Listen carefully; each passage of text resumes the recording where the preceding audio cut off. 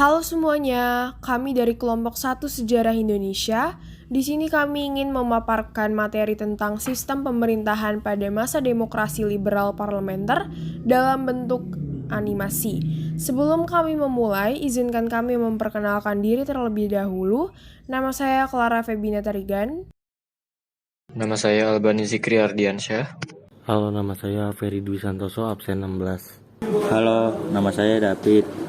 Nah, kita langsung masuk ke materi, demokrasi parlementer. Apa sih demokrasi parlementer itu?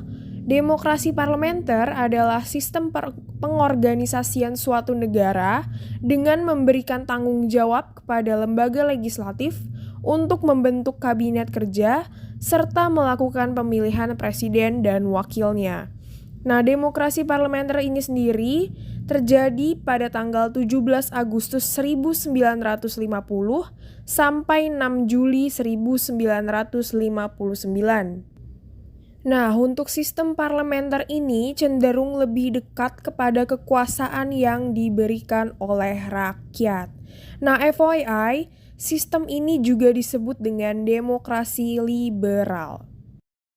Berikutnya, kita akan membahas penerapan demokrasi parlementer. Pada tanggal 17 Agustus 1950, Republik Indonesia Serikat atau RIS yang merupakan bentuk negara hasil kesepakatan Konferensi Meja Bundar atau KMB dan pengakuan kedaulatan dengan Belanda resmi dibubarkan. Abdurrahman dan kawan-kawan menyebutkan bahwa RIS kemudian diganti dengan Negara Kesatuan Republik Indonesia atau NKRI. Seiring dengan itu, sistem pemerintahannya pun berubah menjadi demokrasi parlementer dan berdasarkan Undang-Undang Dasar Sementara atau UUDS 1950. Nah, ada beberapa info nih mengenai demokrasi parlementer ini, yaitu landasan hukum. Nah, landasan hukum yang dipakai pada demokrasi parlementer ini adalah UUDS 1950. Dan yang kedua, masa ini ditandai dengan banyaknya partai politik yang selalu berebut pengaruh. Yang ketiga, sistem kabinet yang digunakan pada demokrasi parlementer ini menggunakan Zakon Kabinet. Zakon Kabinet itu apa sih? Zakon Kabinet adalah kabinet yang para menterinya berasal dari tokoh ahli yang tidak melihat latar belakang partai. Nah, itu tadi ketiga info mengenai demokrasi parlementer. Selanjutnya, kita akan membahas kabinet pada masa demokrasi parlementer. Ada apa aja sih? Nah, pada masa ini ada 7 kabinet. Di antaranya adalah sebagai berikut. Nah, ini dia ketujuh kabinet pada masa demokrasi parlementer. Oke, di sini kelompok kami akan membagikan tips bagaimana sih cara menghafal ketujuh kabinet ini. Nah, caranya cukup menghafal kata-kata di bawah ini, yaitu Naswa, Burhan, Ali, Juanda. Aku ulangi sekali lagi ya. Naswa, Burhan, Ali, Juanda. Gampang banget kan? Oke, di sini kelompok kami akan menjelaskan satu persatu mengenai ketujuh kabinet ini. Yang pertama ada Kabinet Natsir. Kabinet Natsir ini dimulai pada tanggal 6 September 1950 sampai 21 Maret 1951. Nah, kabinet ini merupakan kabinet koalisi yang dipimpin oleh Partai Masyumi. Dan sesuai namanya, kabinet ini dipimpin oleh Muhammad Natsir. Untuk program kerja Kabinet Natsir ini sendiri yaitu menggiatkan usaha keamanan dan ketentraman. Yang kedua, mencapai konsolidasi dan menyempurnakan susunan pemerintahan. Yang ketiga, menyempurnakan organisasi angkatan perang. Yang keempat, mengembangkan dan memperkuat ekonomi rakyat. Yang terakhir, memperjuangkan penyelesaian masalah Irian Barat. Nah, dalam masa kabinet ini membuahkan hasil, yaitu berlangsungnya perundingan antara Indonesia Belanda untuk pertama kalinya mengenai masalah Irian Barat. Pada masa Kabinet Natsir ini, mereka juga mengalami beberapa masalah yang dihadapi. Apa aja sih? Nah, yang pertama itu ada upaya memperjuangkan masalah Irian Barat dengan Belanda mengalami jalan buntu atau kegagalan.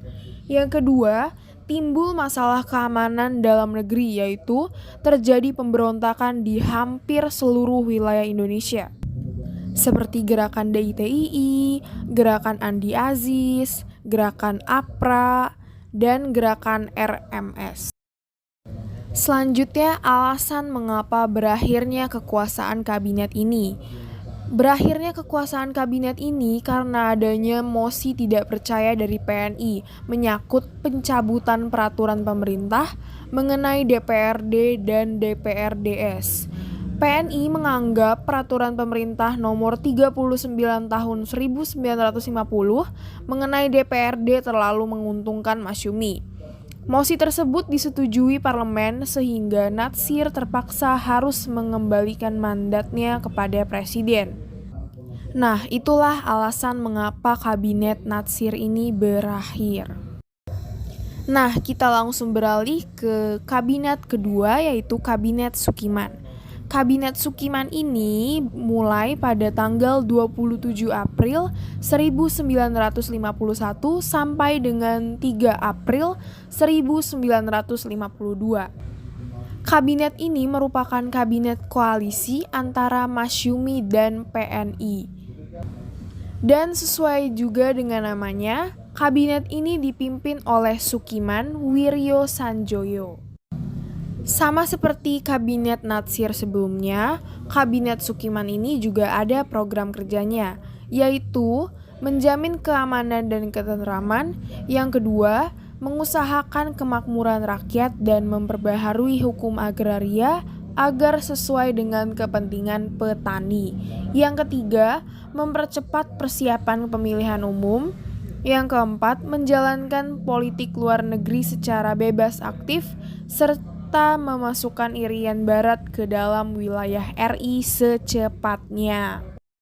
Nah, untuk hasil kabinet Sukiman ini sebenarnya tidak terlalu berarti, sebab programnya hanya melanjutkan program kerja dari periode sebelumnya, yaitu program Natsir. Hanya saja terjadi perubahan skala prioritas dalam pelaksanaan programnya, yaitu menjamin keamanan dan ketentraman.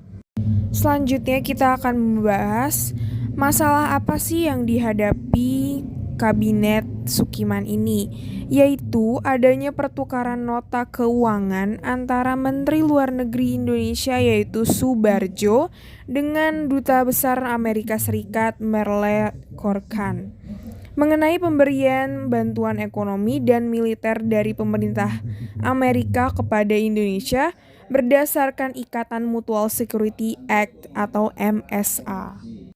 Selanjutnya kita akan membahas mengapa sih kabinet ini berakhir.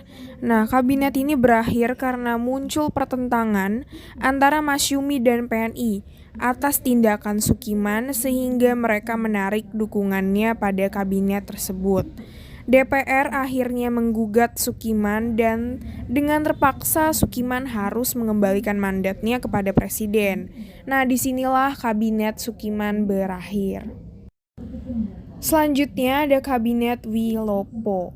Kabinet Wilopo ini berlangsung pada tanggal 3 April 1952 sampai 3 Juni 1953. Nah, kabinet ini merupakan Zaken kabinet, yaitu kabinet yang terdiri dari para pakar yang ahli dalam bidangnya. Sesuai juga dengan namanya, kabinet ini dipimpin oleh Mr. Wilopo. Nah, untuk program kerja dalam kabinet Wilopo ini terbagi menjadi dua, yaitu program dalam negeri dan program luar negeri. Untuk program dalam negeri yaitu menyelenggarakan pemilihan umum, yaitu konstituante, DPR, dan DPRD. Yang berikutnya meningkatkan kemakmuran rakyat dan meningkatkan pendidikan rakyat dan juga pemulihan keamanan.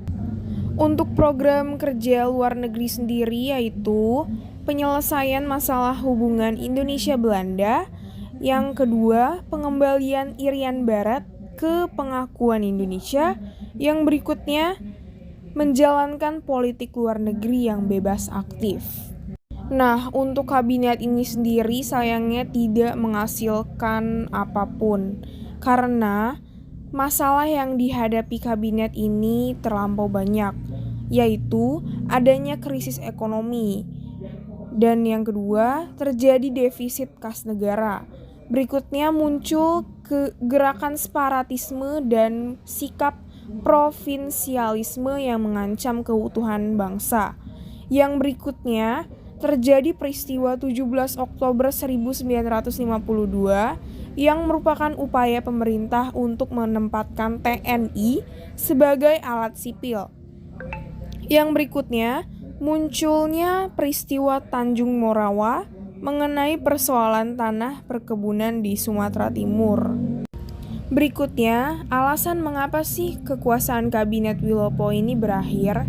Nah, seperti yang disebutkan sebelumnya mengenai peristiwa Tanjung Morawa.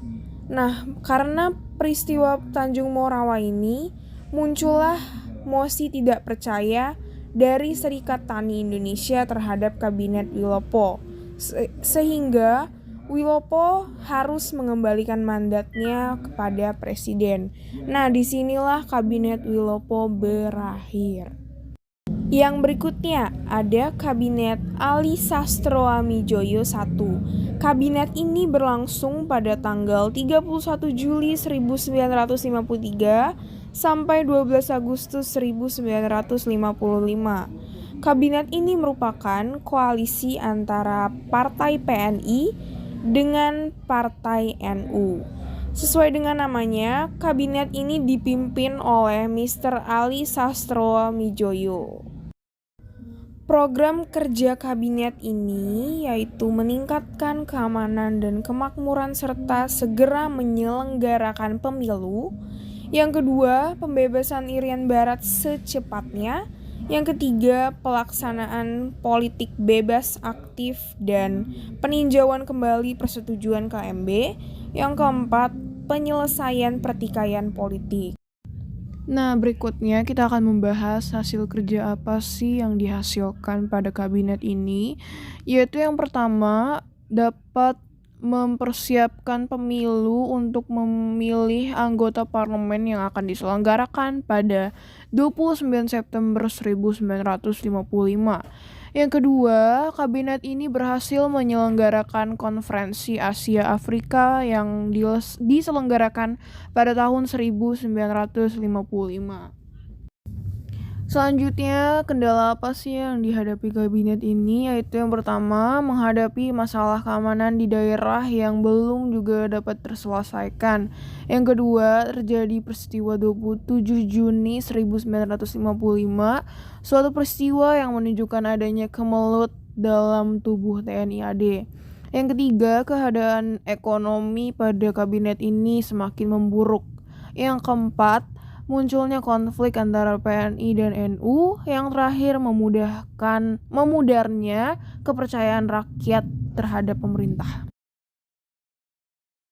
Nah, selanjutnya kita akan membahas alasan mengapa sih kabinet ini bubar.